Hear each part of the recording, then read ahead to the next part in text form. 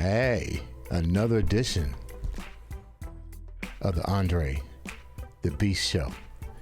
I just love that 2021 soundtrack. You gonna start singing too? Dre Dog.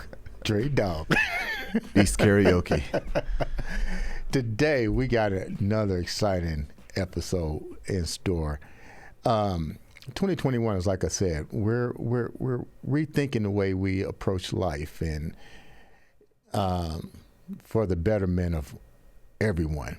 It's to first start with ourselves, and that's what this show is about changing your mindset and keeping that beast frame of mind going. And today we're going to understand a very important topic. It's a topic I've been saying throughout each episode, understanding your why. We know why we're born, but we don't know what our purpose really is once we get past that.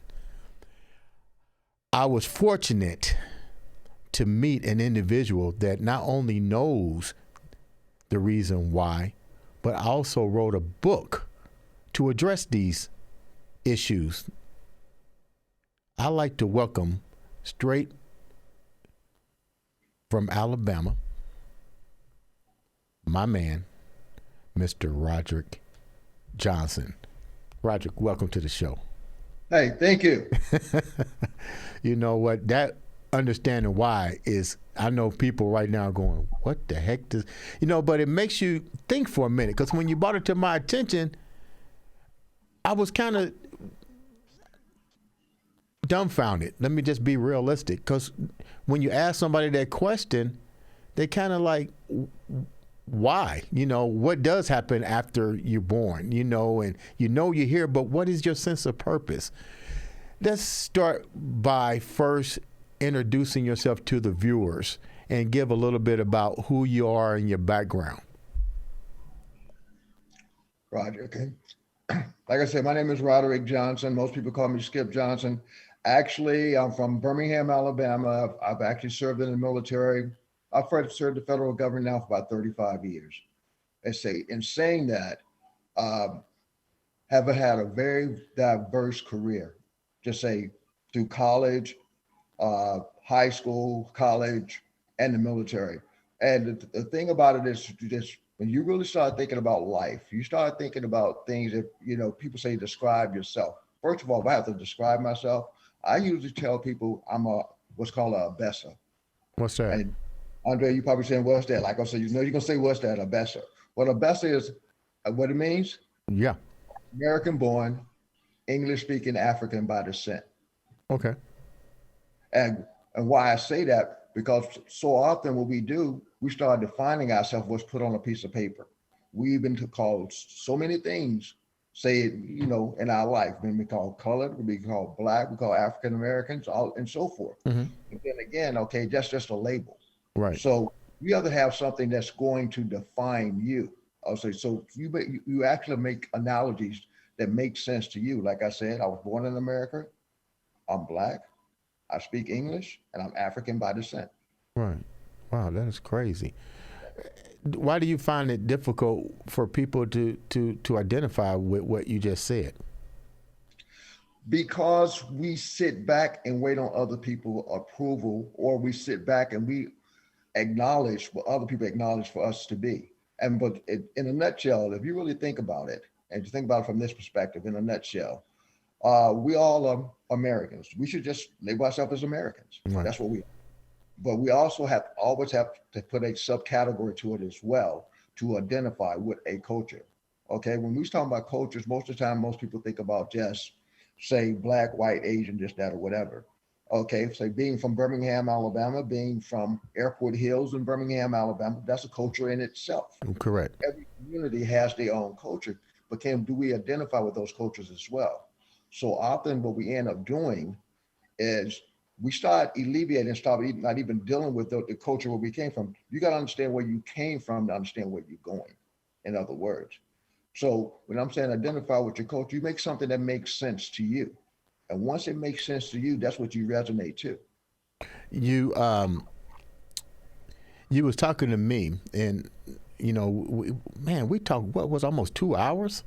2 hours, yes. Yeah, and I mean, it was just fascinating. Share with the viewers the concept of the why concept. I thought that was so. Let me just say it. It was interesting. Explain to the viewers how you shared it with me. Okay, the why concept is like this. Most people can really tell you when they were born. Most people can tell you where they were born. People can even tell you what time they were born for what was told to them. So we spend so much time, acknowledging our birthdays. Sometimes we look at the different places that we were born and so forth. But when have you really taken the time and ask yourself, why were you born? If you look at your journey, you actually have a destiny if you look at it and look at it from that perspective. But most people never ask the question, why was I born? Why I'm here? What's my purpose? Everybody has a purpose if you choose to have one.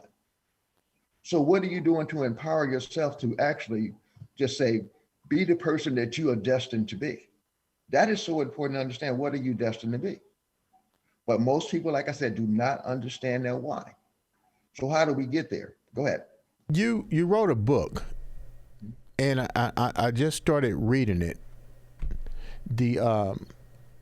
In the midst of the storm, and it's very impactful.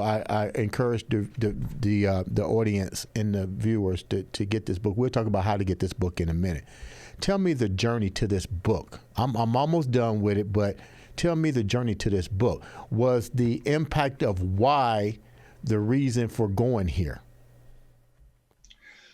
This book actually started out as just me personally just writing little memoirs to myself, having a conversation with myself. That's how I first started this book. And it's based upon the principle of, in order to change the narrative, you got to change the conversation in your mind. Mm-hmm. That's the very first thing that you have to look at it from that perspective. But the hardest thing to do is to look at yourself for your interpersonally. What's going on inside of you? Like, for instance, things that people don't look at, how this book was written, is, do you really understand and truly understand how you say what you value, what's important to you? Because, say, in one of my journeys, I used to be what's called a suicide prevention manager. And with that, what I used to do, well, I still do it as well. What I do is I go around and investigate people who make a permanent solution to a temporary problem. In other words, commit suicides. Okay. And we always find out that you might have what we call the catalyst. That's no more the straw that broke the camel back. You may have that, but you also have some things going on with that person interpersonally and intrapersonally. The intrapersonal stuff is stuff that's going on inside of you. And unfortunately, most people don't understand how they feel. They don't understand why they feel that way. And how we don't have those conversations. Say, as a male, and I'm just trying to share this with you as a male, how this book came. By looking at yourself in terminal language that we use, some terminal language that we use all the time. Say, for men, this is not men talk. You would never ever hear another man tell another man, hey, you hurt me. We're not having that kind of conversation. Correct. We are not, because we look at hurt as what? A sign of what? Weakness. Right. But guess what? Andre, I can have a conversation with you and say, you pissed me off. We can talk about that all day long. All day long, yeah. All day long. But the thing what people don't understand is, guess what? Anger, piss me off, is nothing but what? An outward expression of an inward emotion called hurt. Right. I just package it differently. Right. So if you start thinking about that, why, when somebody makes you angry, you got to start asking yourself, why is that person making me angry? I'm not looking at that person anymore. I'm looking at myself. I got to figure out what's going on with me. And that's where we're losing people, because people don't truly understand how they feel about certain things, what's going on with them. We look for relationships. We look for other people to empower us versus empowering ourselves. So when you start understanding your why, you learn to say yes to your life. Yes, you deserve to be happy. Yes, I deserve to say this person's not going to be my friend. It's totally up to me. But see, the thing is, what I'm doing is I'm empowering myself. And most people don't empower themselves. They wait on people, places, and things to empower themselves, and how we look at ourselves. So when you look at yourself, you got to look at the good, the bad, and the ugly. And that's when you start establishing, well, I got to do this thing called acceptance.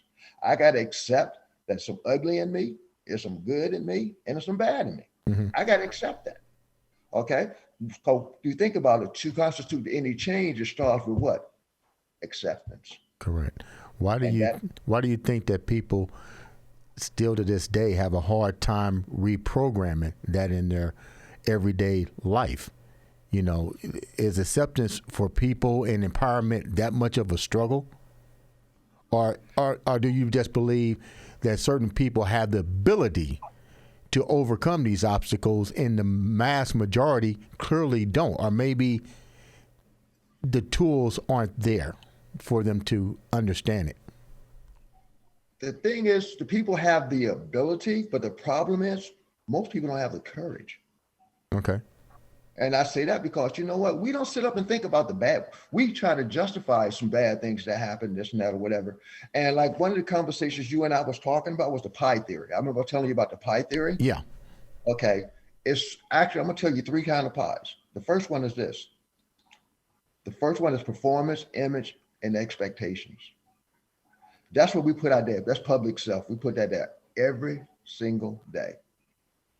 How well we perform our jobs. Okay. The image that we portray when we out there. Mm-hmm. Okay.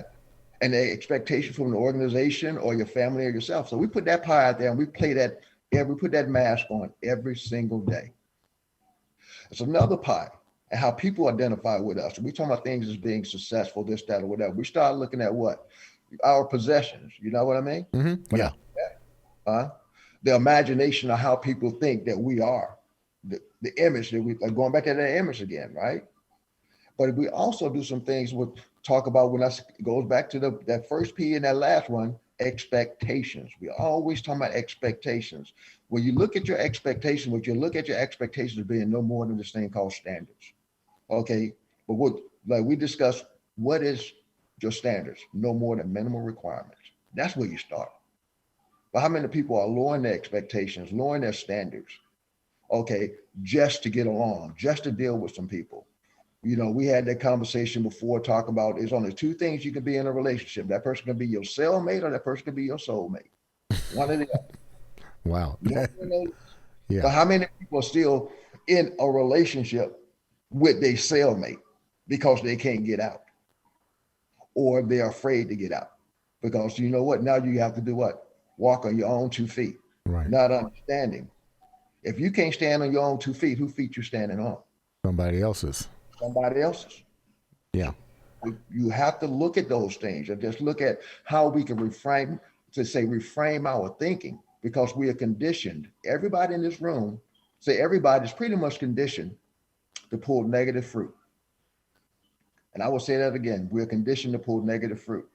And I'm saying if something happens, you always think about it. We prepare for the worst and we hope for the best. We're always thinking we're pulling things. Now, when you think about that, most people will not give you their flowers when you're alive, but they'll talk good things about you when you're dead. And why do you think that is? Because we are conditioned to pull negative fruit. It's kind of like this. If I was in school and I write the word M-U-M, which is mom, most people say, you misspelled that word. Because most people spell mom as what? M-O-M. M-O. Mm-hmm. Okay. But if I was in Europe, say England, or I was in Australia, how's mom spelled? M-U-M. M-U-M. Same thing, just different perspectives. So people tend, if you think about it, people tend to look at each other, okay, based upon their judgmental eyes. And that's what it is. It's their judgmental eyes. So who's defining your story? Who's the author of your book? Okay, when you talk about the midst of the storm, who's going through your journey with you? What are you looking for? But you have to rebuild yourself as well, because we filter things in to make sense to us. Most people do not argue with themselves. So it goes back to the power of the subconscious mind. And that's what we don't deal a lot with, the subconscious mind, not understanding how powerful that is. You know, many people can go to bed with a problem and they wake up with what? A problem. Not all people wake up with solutions. I was probably going to say they wake up with the same problem because they probably never addressed it to begin with. Well, some people never addressed it. Tell you a funny story about that. All right. I had a good friend of mine. This happened in the military, but I was a good friend of mine. Every single day, I talk about this person who I just did not like. Every single day. I get up thinking about this person, preparing the tone for my day. You see what I'm saying? Mm-hmm. I'm already getting my defenses up because I know I'm going to see this person because I work with them. Right. Then at night, I'm talking to my friend about that person. And he said something to me one day. He said, Skip, when are you going to stop sleeping with that man? I said, what do you mean? I don't get down like that. What do you mean? When are you going to stop sleeping with that man? He said, you wake up talking about that man, you go to bed talking about that man. So I know you're thinking about that man while you sleep. Right, right. So what was I doing? I was relinquishing what? My power. I was giving away my power. You always find something to find your purpose with your why. Like I was sharing with you say, I raised my son. What I do every morning when I take him to school, his name is Samuel. I say, Samuel, I love you. He said, Dad, I love you too. I tell him I love you more. He says, I know. Get out the car. He goes to school. Every night when I go to bed, when he goes to bed, after I get him off Fortnite and have our little fights that we gonna have, I say, Samuel, I love you. He say, Dad, I love you too. I say, I love you more. He say, I know. That set my tone for the night. Right. Mind you, I've been dealing with folks all day long. But you know what? I made a conscious decision for me that I'm always talk to someone or somebody, even my significant other, someone who makes my day, who's the wind beneath my wing. And I ain't worrying about you guys no more because they help define my purpose. So it's almost like really trying to create what you're doing here is you're creating an environment of self-awareness, so to speak, happiness, that euphoria of this particular group of people or this particular subject or idol, whatever it is, puts me at calmness. This particular thing I should not let consume me because evidently is a trigger point, I guess, so to speak. So when you're writing this book,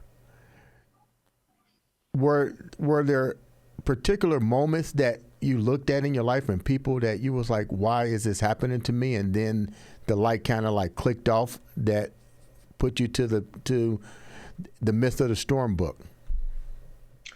Actually, yes. And I'm going to explain what happened. Okay. Too often, the conversations that we have, this is how most people have these conversations, right? Talking to yourself. I'm a good person. I don't bother nobody. Why is all this stuff happening to me? I try to do all the right things, this, that, or whatever. These are the conversations we typically have, right?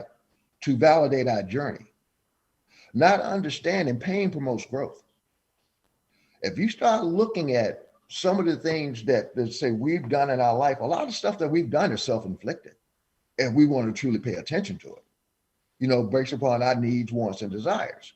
So sometimes you got to look like this. Force compliance brings force resistance, but it's kind of like lifting weights. Mm-hmm. And I know you understand this by lifting weights. The thing is this, in order to become stronger, you got to deal with what? Resistance. Mm-hmm. And it's kind of like a story. People talk about this story all the time. This is what you have to figure out. Story. It was a guy who had a donkey, and his donkey fell in a hole. So he didn't want to kill the donkey. Well, he didn't want the donkey to suffer, whatever. So he decided what he was going to do was going to bury the donkey. What he did, he started throwing dirt on that donkey, right? Mm-hmm. First, the donkey was holding on to that dirt. Then the donkey shook that dirt off, and he stood on that dirt. He threw some more dirt on that donkey. That donkey shook that dirt off and stood on that dirt. Threw some more dirt on that donkey. Got some other folks to throw some dirt on that donkey. That donkey shook that dirt off and stood on that dirt. What do you think eventually happened? The donkey got out. The donkey walked out that hole. See, the problem is so many people, and I ain't calling nobody a donkey, all right? Right. But so many people still holding on to dirt they should be holding on to. You need to start shaking that dirt off. What that means, what did I learn from that situation? Because you can go from the pit to the palace. And I mean by the pit is this. If you think about a skyscraper, in order for a skyscraper to stand, the foundation has to be what? Very deep. Look at that pit.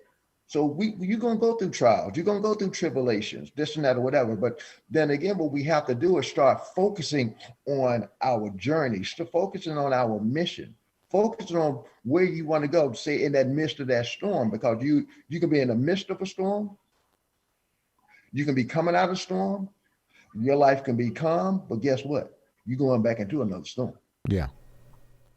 So when you start, storms are nothing but life. And you said something about that environment. It's only two things about our environment I truly understand. And hopefully this makes sense to someone. You have to ask yourself and make a conscious decision. Are you going to be a thermostat or are you going to be a thermometer? Explain that a little bit more for the viewers.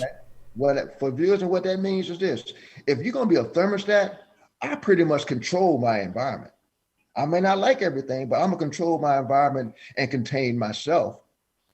Okay? That's as a thermostat. But a thermometer, guess what? They let the environment control them. You're just like a leaf in the wind. Whatever's going on and how you react to it.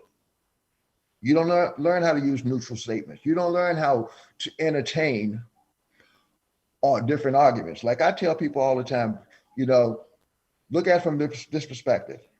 What do you get when you deal with a fool? You asking me? Drama. You deal with confusion. You get two fools. Two fools, yeah. Drama. Another fool. Yeah. You get two fools because you know what? You already know what you're dealing with. So why even have those conversations? And what a fool is feelings on overload. Because you ain't dealing with no feelings and emotions.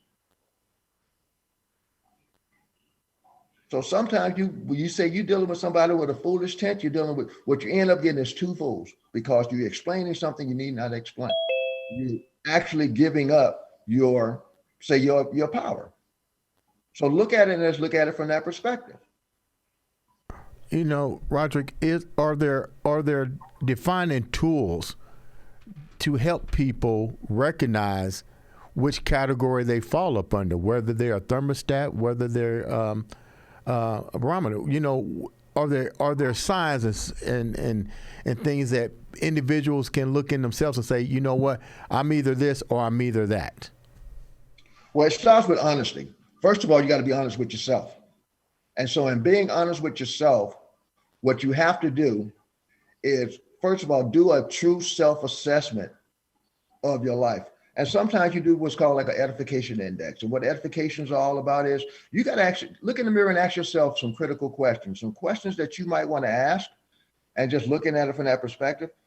Okay, do I have a purpose in life? How many people sit around and ask themselves that kind of question? None. Most people don't.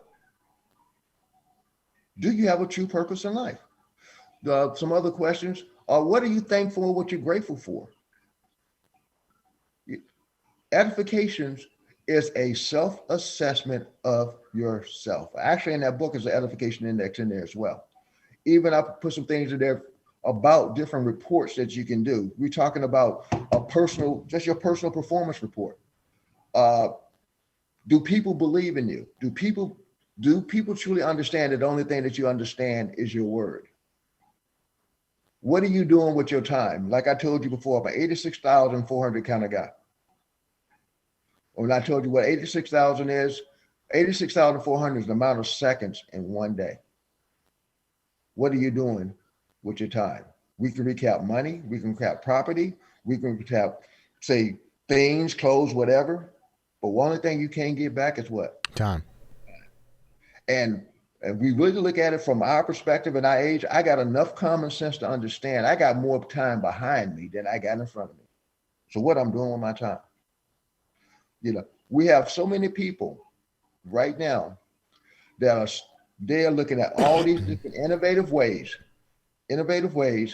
to add years to their life, but they forget to add life to their years. Some people don't even live no more.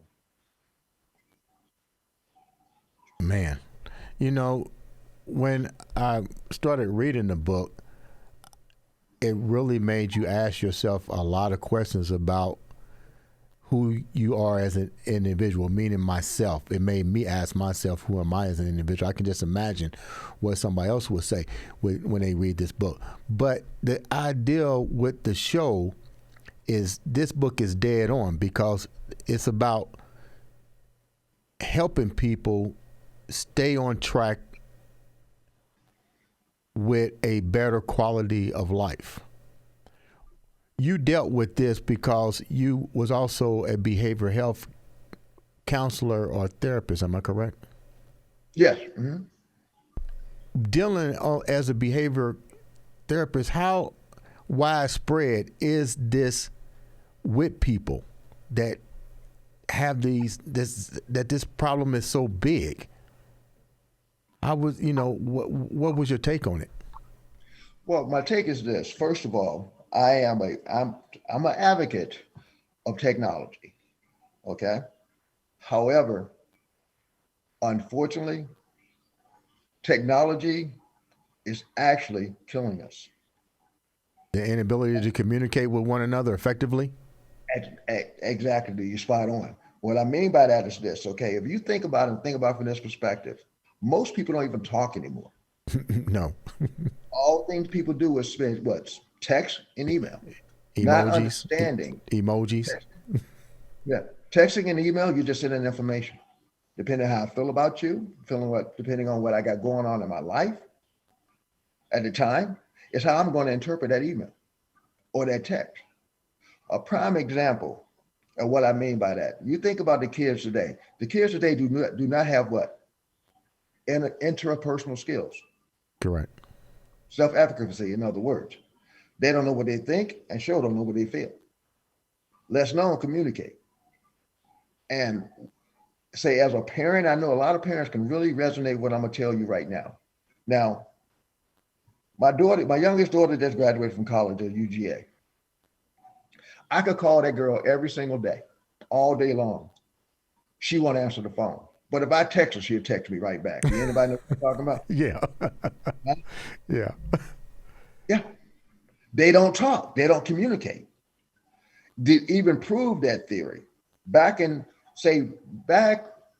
about 10, 15 years ago, the claim to fame when it came to, say, cell phone companies, they gave you unlimited what? Talk. Remember them days? Mm-hmm. What they give you now? Unlimited text. Unlimited text and data. They ain't got nothing to do with talking. Yeah. Nobody talks. Right. Nobody talks. So if you cannot communicate, you cannot articulate. All right. How can you deal with yourself? We talking about social skills. Kids can't even talk. They don't even talk anymore. And adults are falling right back, and we falling into the same thing, and so forth. So we got to do better at communicating, because what's happening is, if you think about it, when most people have those conversations, you're having those conversations with yourself, and you're just talking to your subconscious mind, not understanding that your subconscious mind, like I said before, it never turns off. So it's on 24 hours a day, subconscious mind is. But two things that's so important about it is it wants to protect you, and most of all, it always wants to be right. Most people are not sitting up having arguments with themselves, dealing with the subconscious mind. So what do you feel? What are you feeding yourself? What are you telling yourself? Are you feeding yourself affirmations? Are you saying things like, you know what, I'm gonna be the best person I can be today? What kind of affirmations are you actually saying? Because, like I said, as a motivational speaker, I always talk about her as Lisa Nichols. Talked about what now? What is that again? As a motivational speaker named Lisa Nichols. Okay. And what Lisa Nichols talked about all the time is the power of affirmations. The power to say, you know what? I'm not going to wait on somebody to empower me. I'm going to start saying good things about me. What Lisa did was, she was going and actually suffering from a low mood or depression for 28 days. what she did was put to just say affirmations around her house everywhere. Everywhere you look, saying good things about her, all the positive stuff about herself. She went back to see her doctor and she wasn't suffering from depression no more. So what did she do? She changed the narrative. Well, most of the time with our narrative, we are talking about poor me. We're still talking about emotional muggers. And those are people, emotional muggers. What's an emotional mugger? Emotional mugger is a person. It's kind of different categories. Let me explain this to you. And you can resonate with some of these people. Some of these people are called butt people. Yeah. Have you ever met somebody that will say something good about you? And then say, but, and it's something negative. Yeah. Anybody know what I mean? Yeah, we all got some of those. Okay, those butt people. Yeah. Okay. Then you have this thing called some of the emotional muggers, right? Called demeanors. What a demeanor is, this is the kind of person, the worst thing in the world you can ever say to this person is, hey, how you doing? Why is Everything that? come out of their mouth is negative. Okay. You ever seen a demeanor? Well, yeah. Yeah. Huh? Yeah. And they leave you what? Exhausted. Yeah. Every time they call you, it's a problem. You don't answer the phone. You don't answer the phone on them. Yeah. Because people don't understand that energy is transferable. If you hang out with negative people, eventually you become negative. Believe it or not. They used to tell this story about this guy. This guy was getting ready to jump off a bridge. And this guy he didn't know walked up to him and said, please don't jump. Brother, whatever you do, please don't jump. Tell me everything that's going on in your life. 3 hours later, both of them jumped. Emotional muggers. So if those are the kind of people that you hang out with, those are the kind of people that you're going to deal with.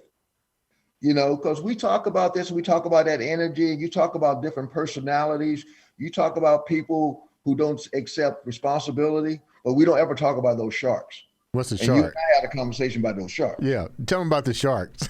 Okay. Now, let me tell you what a shark is. First thing about a shark is this. If you was to pull a shark backwards, guess what happens to a shark? They drown. A shark never goes backwards. Shark always is always moving and always moving forward. A shark doesn't look down, is always looking straight ahead. A shark is one of the most fierce animals in the sea, but it's not the biggest animal in the sea. A shark tends to do what? Swim alone. They don't need all these other folks around them to get to where they need to go. Mm-hmm.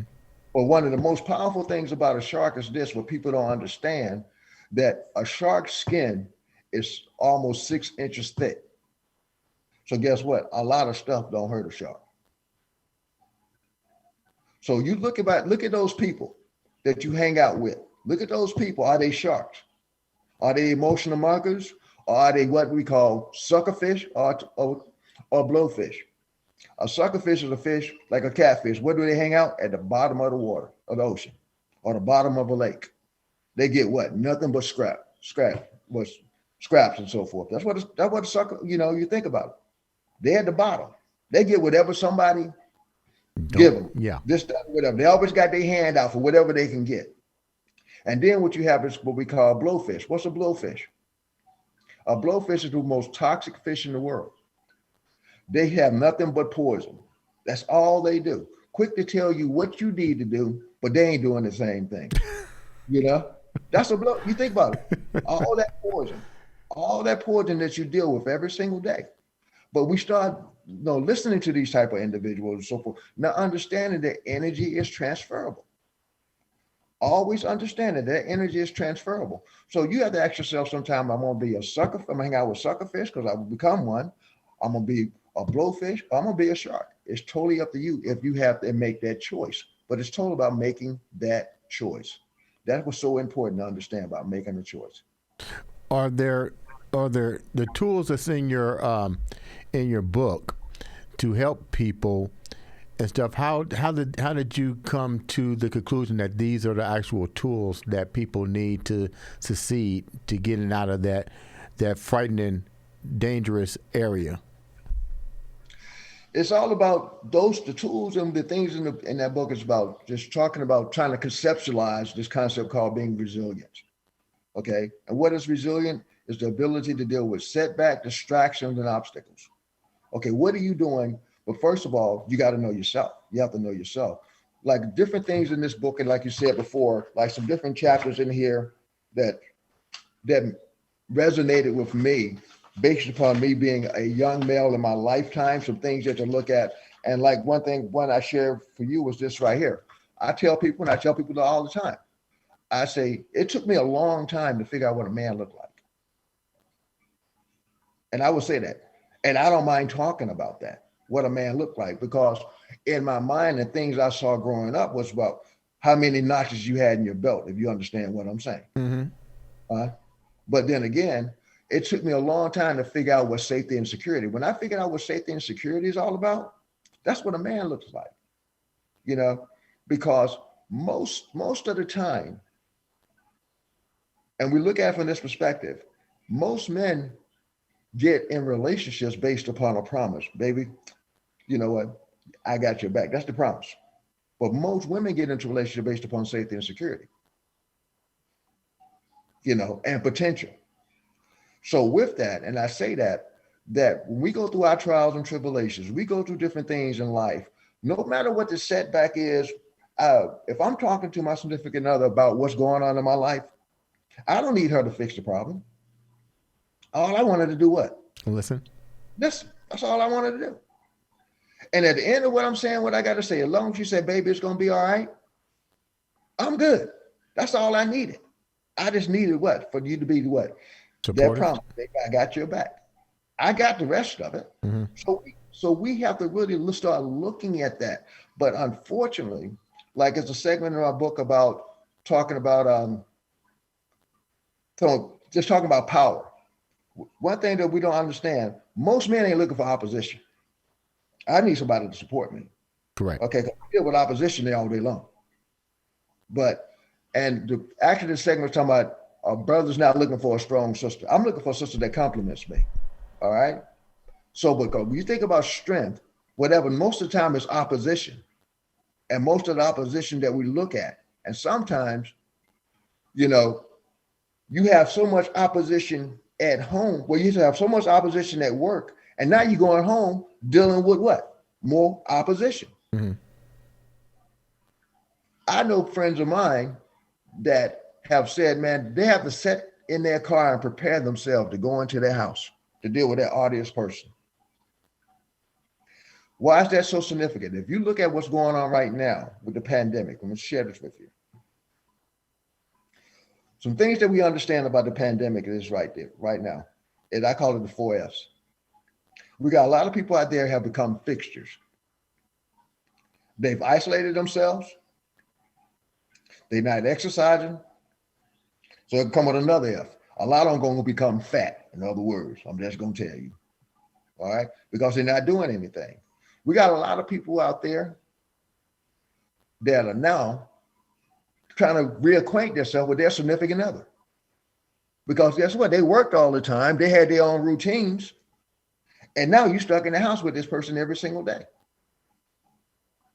For the people that's working from home. And then you got some people out there that's fighting. So you start looking at those F's or whatever, and you start looking at just life in general, what we have to do more of is, like I told you before, this thing called acceptance. You know, be the best person that you can be. Understand that, you know what, I don't have it all figured out. I'm just a work in progress. But the thing I said is so significant, it is, I'm a work in progress. But so many people think they've made it based upon what? Money, position, okay, and possessions. The pie. Yeah, there's just stuff. Just stuff. That's all that is stuff. But when you start dealing with this thing called another pie, your pain, How about the I, the imagination? Where what if somebody figure out that I got all this stuff going on in my life? You know what? I'll tell you the truth. When you tell somebody your story, most people don't care what's going on in your life. And then the other one's glad as you. You know? Yeah. But then the other is we get embarrassed. Most people have things going on. It's not what it's what you choose to deal with it, how you deal with it, what you're gonna do with it. What are you gonna do to be a better version of yourself? That should be the challenge, especially through this pandemic. What are you doing to be a better version of yourself? If you have time, do a self-assessment. Do some things on your bucket list that you wanted to do. If you say you want to go back to school, then go back to school. It's time to go back to school, especially people who are working from home. Everybody should come out of this pandemic being a better version of themselves. And I say a better version of yourself because you have to define yourself. It's what you define. It's not what everybody call you. It's what you choose to define yourself as being, as a better version of yourself. Roderick, why do you think right now, with not the pandemic, but just in general, with even the racial tension, human identification is a better way of putting it. Why do you think that, as that relate to your book, why do you think where we at today, just with that part of acceptance of what's going on? Okay, we have to go back to the narrative again. Okay, and just going back to the narrative, unfortunately, if you're thinking about it from this perspective, the best way I can say this, all right? In the past 4 years, I've never heard so much between Republicans and Democrats in my life. Everything, you see what I'm saying? A divide. Mm-hmm. Everything is about, we talk about the haves, the have-nots. We talk about different things or whatever, but then again, we never talked about unity. We didn't talk about that melting pot. We didn't talk about, say, hey, America's a melting pot. That's what it is. Right. All the indigenous people here was the Native Americans, but you know what? We call them Native Americans. All right. Everybody else, we're from somewhere else, but we're Americans. So we just need to identify with that. And so when you identify with that, first of all, you got to identify with yourself, because we deal with other things. It's just say, and how we separate each other. We separate each other from the have to have-nots. We separate ourselves from races. We separate from gender. We separate ourselves from colorism, light skin, dark skin. We have all these different separations that's going out there for what? All right, because what? Your skin is no more than 1/8 of an inch thick. 1/16 of an inch thick, excuse me, 1/16 of an inch thick. But what about everything else that's going on inside of you? Why do we put so much emphasis on that? Versus, okay, what kind of person are you? Are you a good person? Are you a bad person? What's your love language? Things that we don't talk about, but we're still to talk about black, white, have-nots, this, that, or whatever, not understanding that, like I said, that's 1/16 of an inch. And your skin actually regenerates every 28 days. So if it's doing that every 28 days, why are we talking about something that's always changing? Wow. The show, like I said, when we first start talking, it's about that beast state of mind. And a lot of individuals, we really have lost it. It's like we're looking for something, but we don't know what we're looking for, or we can't find the answer, or we don't know how to put the pieces together. Your book clearly identifies all of these things that we're talking about and so forth. But being a behavior therapist, what is the easiest way? Like, what should a person work on first to get to that state of mind, to be more focused in their life and not let every little thing dictate them and put them down that road of, I don't give a fuck mentality? Well, first of all, what you got to do is some pruning. A lot of people don't like to do pruning. Okay. You got to do some pruning. Okay. What I mean by pruning is this. All right. It's kind of like flight. Let me just break it down to you like this. The principles of flight is kind of like this. In order for an airplane to take off, it takes off against the wind. That's life in general. It's against the wind. Okay, you got 4 principles. You have lift, right? You have thrust, you have weight, and you have drags. I put people in those categories. I hang out with people that lift me up and thrust me forward. I know people that weigh me down and drag me down. But you got so many people hanging out with weights and drag and wonder why they ain't flying. So when you look at it, and you look at it from that perspective, you have to do some pruning. So how do you do some pruning? This is one thing you got to do. You have to get some people out of your life. I'm just going to tell you. You know, everybody ain't meant to be your friend. Right. All right. Right. You got to get some people out of your life. And I laugh with people when they say, well, man, you know what? I don't know how to get rid of folks. I say, yes, you do. That's the easiest thing in the world to do, is to get rid of people. You say, well, how's that, Skip? Let me tell you how you do that. Only thing you do is you change the message on your cell phone. That's all you got to do. Change the message on your cell phone. And what I mean by that, your message should be somewhat like this. When you change that message, say ring, ring, ring, ring. I'm sorry I missed your call, but I'm presently doing a reassessment and I'm making some changes in my life. If I don't call you back, you one of them changes. And you're done. Yeah. You got to get people out of your life, man. You have to. Because if you don't, you think about how many issues that you deal with, that's not really your issues. It's somebody else's stuff. Yeah. And you trying to fix their stuff, you getting stressed out. You know? Your life, you run around doing things for them and ain't nothing changed with them but today. Take control of your life. That's the very first thing that you do. You have to do pruning. And then the next thing that you do is this, like we say, like-mindedness, right? Mm-hmm. If I had one stick and I tried to break that stick, 9 times out of 10, I could break that stick. But if I had about 50 sticks bound together, you think I'm breaking all those sticks? No. Mm-hmm. So what does your environment look like? What are the people that you're around? Are you around sharks?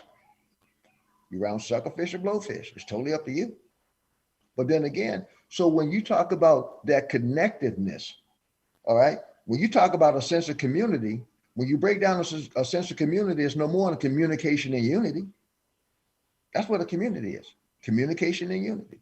Who are you articulating with? What are you doing? What are you dealing with? These things are so important to understand. You know, I get ready to ask you, right? I think we talked about this. Mm-hmm. There's got to be part 2 to this book. Yeah. We won't go there yet. We're going to say that for another episode. It's got to be part 2. Mm-hmm. But I'm going to tell you like this. How can the viewers get this book and start to read it and start to work on changing that beast mentality that they need to work on? And actually, you can buy the book online. It's inthemist.com. In the middle of a storm. So in the midst of a storm.com. And actually, I will send it out to you as well. But it's in the middle of a storm.com. And with that, you can put it by PayPal. Some people have actually just hit me on, say my email. I don't mind. You know, I'm very personal, I'm very approachable, and so forth. And it's even on my Facebook page as well. Okay, which is Roderick D. Johnson. But in the middle of a storm.com is where you can really get it. In the midst of a storm.com. And I'll make sure that you actually get my email address as well, and also my website. You know what, Roderick, this is a thing. A lot of times I'm doing all the talking, but you know, the book and your message is so and powerful to me. And I know just people listening is going like, wow. So a lot of times I don't need to talk. I just need to listen like the viewers and just listen to the message. And the message today is definitely one of a need moving forward, especially with the uncertainties of 2021. I'm glad you came on the show. I'm definitely going to have you back, and we're going to talk about more of the things that you've done, which I know all of them, but we're going to give them a little bit at a time. With that said, thank you for being on the show. It was a pleasure having you here. Please make sure you, the viewer, rate, like, subscribe, get the book, read it. I got one question to ask, two questions to ask before I go. I need you, with all the wisdom that you got right now and all the knowledge that you just shared with the viewers, send us off with something positive right now. Definitely will. Like I said, I talk in parables all the time. Just to make sense, because it makes sense to me. Right. This is something that people must understand. There are 4 books in life. 4 books in life. All right. And let me explain these books. Book number 1 says, I'm walking down the street and somebody pushed me in a hole. Too many people still walking around talking about what somebody done did to them. And that's where they are in life. Book number 2, I'm walking down the street and I fall in a hole. You got too many people out there talking about what life has dealt them and what they didn't do, this and that or whatever, versus dusting they put their hands off or whatever and learn to failure and fail forward. What'd you learn from that failure and keep it moving? But this other book is where most people live. That's book number 3. I'm walking down the street. I see the hole and I just walk around the hole. I'm dealing with mediocrity. I'm not trying to change. I'm practicing insanity 101. What is that? Doing the same thing, expecting a different outcome. I'm just walking around the hole, and I live my whole life just walking around that hole. And I said, man, Lord, behold, I hope somebody get up in the morning and open up that book number 4. What's that book number 4 is? I get up one morning and I walk down another damn street. In other words, I'm doing something different. I'm making some changes in my life. I learned to say yes to my life. I ain't going down that same street I've been going down all these years. I'm going down another street. I'm going to have to do some pruning. I'm going to have to change the mindset, what's going on with me. I got to deal with the good, the bad, the ugly that's going on with me. And I'm going to be a builder, in other words. And when I say a builder, it's kind of like this. This gentleman had been building houses for 30 years. He decided to retire. The actual construction owner said, I want you to build one more house. That's all. I just want you to build one more house. He said, reluctantly, I'm going to build it. He rushed the job. First of all, he put the house on shaky ground. He went into the store to get went to Home Depot, my man's store, went to Home Depot, got shoddy material because I just want to build this house. I'm not getting the pressure treated wood. I just want to build this house.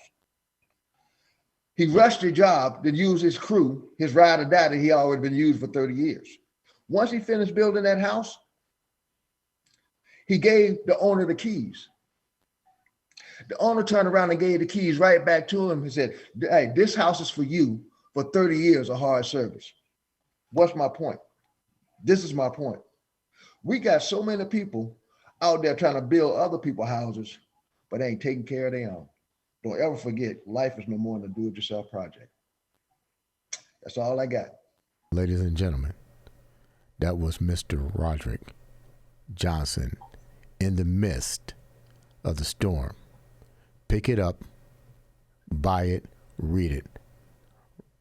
Roderick, it's a pleasure having you on the show. That was so impactful. I told you when we talked for that 2 hours, I was like, man, look, I'm gonna have you on the show. I'm not even gonna ask questions. I'm not even gonna really talk. I'm gonna let you handle that. And you definitely served it up 100%. Thank you for being on the show. I'm gonna have you back. I'll call you after the show and we'll talk a little bit more about the next episode. Ladies and gentlemen, this has been Andre the Beast Crayton. Thank you for listening to the Andre the Beast. Thank you again. Show.